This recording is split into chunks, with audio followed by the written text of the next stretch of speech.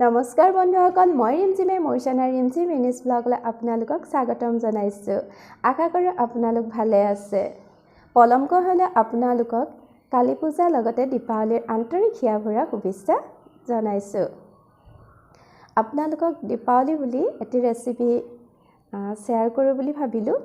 লগতে কালী পূজানো কেনেকৈ পাৰ কৰিলোঁ আৰু আজি দীপাৱলীনো কেনেকৈ আয়োজন কৰিছোঁ তাকে এটি সৰু ভিডিঅ' আপোনালোকৰ লগত শ্বেয়াৰ কৰিম বুলি ভাবিলোঁ। আহকচোন পলম নকৰি ভিডিঅ'টো আৰম্ভ কৰোঁ। আজি বতৰ খুবেই বেয়া। কলপুলি লগোৱা হ'ল গেটৰ সন্মুখত, কিন্তু চাকি দিব নোৱাৰিলোঁ। সেইবাবে চাকিসমূহ বাৰান্দাতে দি দিলোঁ। এনেকৈ কেইগছমান চাকিৰে আজি কালী পূজা আয়োজন কৰিছোঁ। তাতে বতৰ ডাৱৰীয়া, সেইকাৰণে কমকৈ চাকি জ্বলাওঁ বুলি ভাবিলোঁ। যদিহে আপোনালোকৰ ভিডিঅ'টি চাই ভাল লাগিছে তেন্তে প্লিজ লাইক কৰিব, শ্বেয়াৰ কৰিব আৰু আপুনি এতিয়াও যদি মোৰ চেনেলটো ছাবস্ক্ৰাইব কৰা নাই তেন্তে প্লিজ ছাবস্ক্ৰাইব কৰি দিব, লগতে বেল আইকনটো ক্লিক কৰি দিব। এয়া হুনমানু চিচি বাতি জ্বলাইছে দেউতাক দদায়েকহঁতৰ লগত। হুনমানুৰ এইটো দ্বিতীয়টো কালী পূজা হয়। তাই প্ৰথম কালী পূজাটোত কেঁচুৱা হৈ আছিল। এতিয়া তাই বৰ্তমান বয়স 1.5 বছৰ হৈছে।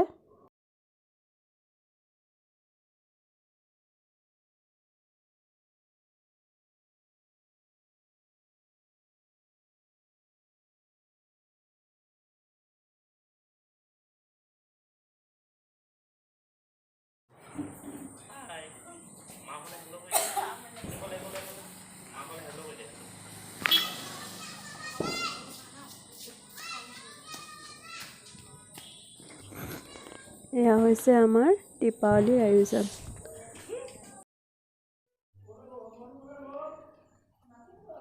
আজি দীপাৱলী।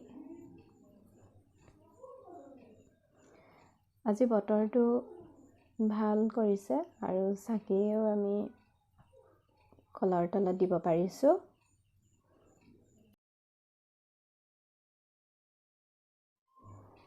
চকৰি এটা জ্বলাইছিল, আপোনালোকক দেখাই দিলোঁ। আৰু এতিয়া আপোনালোকক আমাৰ কলনীটোনো কেনেকৈ সজোৱা হৈছে তাকে দেখাওঁ বুলি ভাবিলোঁ। কৰ্মসূত্ৰে আমি ঘৰৰ পৰা বাহিৰত থাকোঁ আৰু আজি আপোনালোকক আমাৰ ষ্টাফ কলনীটো দেখাওঁ বুলি ভাবিলোঁ। আমিনো কেনেকৈ দীপাৱলীৰ আয়োজন কৰিছোঁ। মাজে মাজে আপোনালোকে হুনমানুৰ মাতটো শুনিবলৈ পাইছে, কাৰণ হুনমানুক মই কোলাত লৈ ভিডিঅ' কৰি আছোঁ। দেখিবলৈ কিমান ধুনীয়া লাগিছে চাওক।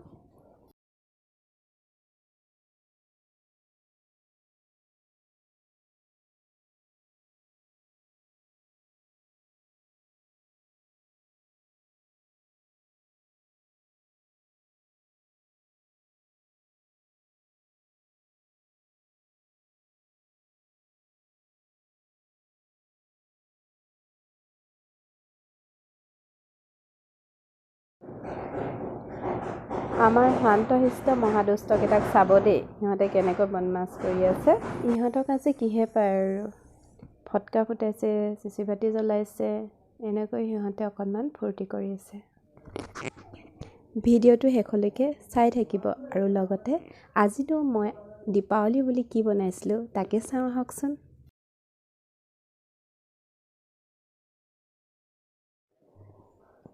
মই কিনা নাৰিকলৰ গুড়ি লৈছোঁ আৰু ইয়াত চেনিখিনি মই মিক্সাৰ গ্ৰাইণ্ডাৰত দি মিহি কৰি লৈছোঁ।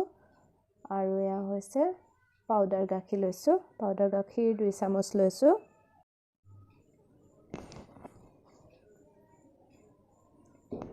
এতিয়া গেছৰ ফ্লেমটো মই অন কৰি কেৰাহীখন গৰম হ'বলৈ দিছোঁ।